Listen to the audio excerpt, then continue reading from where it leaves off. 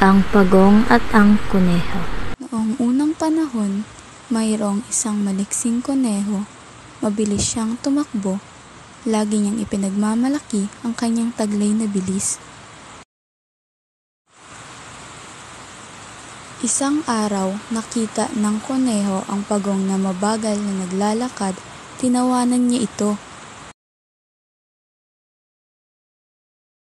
Kaibigang Pagong, pagkaikli-ikli naman ng mga paa. Nainsulto si Pagong sa pagbibiro ni Kuneho. Sa kagustuhan ni Pagong na patunayan na mali si Kuneho, ay hinamon niya ito. Kamusta, kaibigang Kuneho? Tama ka, mabagal nga ako.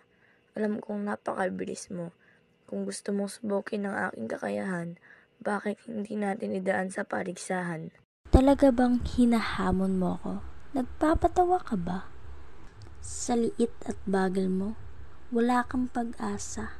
Pero sige, pagbibigyan kita. Anong paligsahan ba ang nais mo? Kung gusto mo ay unahan na lang tayo makarating sa tuktok ng ikatlong bundok. Sige pa. Nagalak si Kuneho sa hamon ni Pagong. Tiwala sa sariling matatalo niya si Pagong. Nagtipon-tipon ng iba't ibang hayop upang saksihan ang paligsahan. Nagsimulang mag-unahan ang Kuneho at ang Pagong.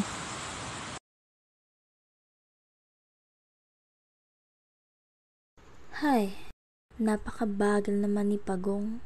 Tagal pa bago ako maabutan ni Pagong.